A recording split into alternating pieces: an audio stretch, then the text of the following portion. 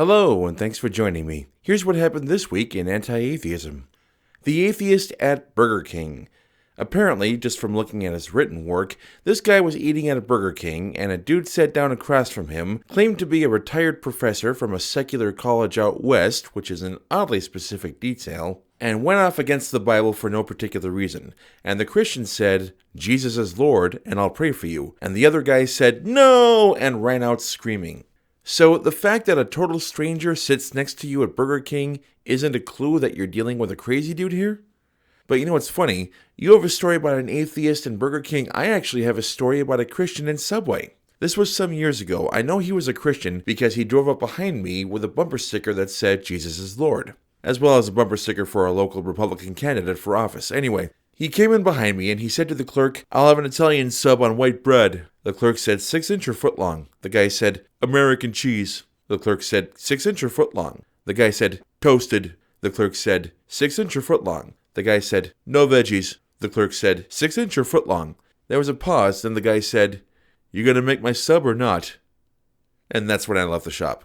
Section 6, the fossil record and the argument for morality. First of all, I'm sorry, but spelling does matter. If you want to impress other atheists or intelligent Christians, you gotta watch that. I've misspelled words in my own videos in the past, and to this day, I haven't lived it down in my own mind. In my defense, they were very complicated words. Second, I like the way you said argued for morality instead of from morality, because if you're going to make a moral argument, then the existence of morals is a key part of that, and something you have to defend. The trouble is, it is rational to be a moral anti-realist, and it doesn't pose any kind of problem because moral anti-realism is compatible with ethics. And third, you need to realize that the fossil record, A, has nothing to do with the moral argument, and B, indicates that you're arguing for creationism, which, unlike moral anti-realism, is intellectually untenable. Atheists won't watch this till the end. In my case, he was right. I stopped watching when he started reading Romans 1:20. But the point of the video was, hey look, some guy captured an image of a cloud that looks a lot like Jesus. 200 million square miles of surface from which to observe the sky. Cameras everywhere. I'm a little bit surprised that clouds that look like Jesus don't appear on YouTube more often.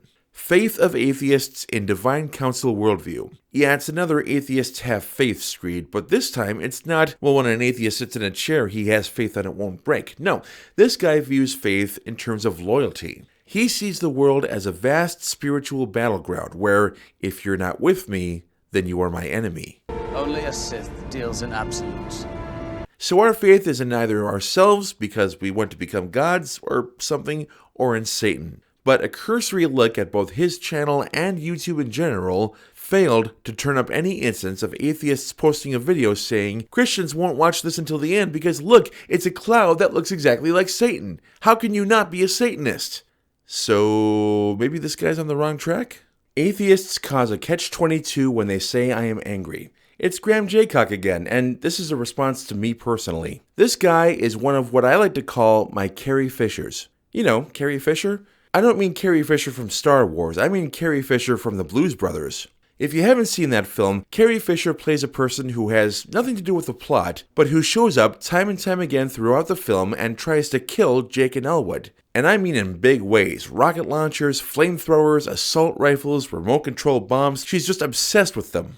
And every time she tries, Jake and Elwood just get up, dust themselves off, and go on with whatever they were doing, like she's not even there. So yeah, Carrie Fisher. He's not my only Carrie Fisher, he's not even my most hilarious Carrie Fisher, but he is one of them. Here, he simply says more of the same of what he said in the original video. Atheists don't have the grounds to do this, or to say that, or to go ice skating on Thursdays, or whatever. He doesn't add anything new to the discussion. So let me just say to Graham, from my perspective, you don't have the ground to do anything, because that which you claim is your ground doesn't exist. So, prove God's existence, then we'll talk about my grounds for doing stuff. This time we asked atheists and deists, no one could answer.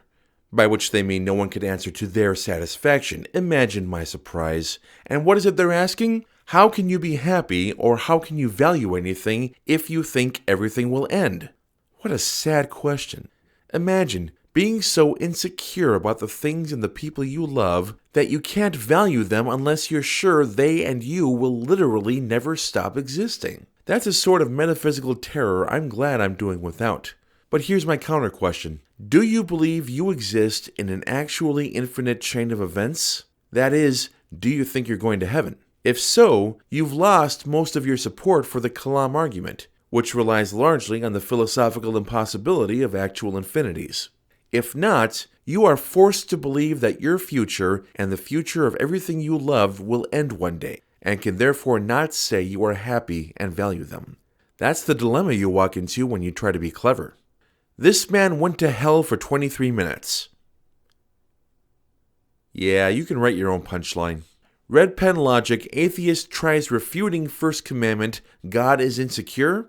The first commandment is, I am the Lord your God, you shall have no other gods before me. It's not really a profound observation that the author of that first commandment was a member of a religion who was interested in keeping other members of his religion from joining other religions. That's all the first commandment says from my point of view. Don't join other religions. And taken in a literal sense, where God exists and is commanding this, the only necessary refutation of the first commandment is Hitchens' razor. That which is asserted without evidence can be dismissed without evidence.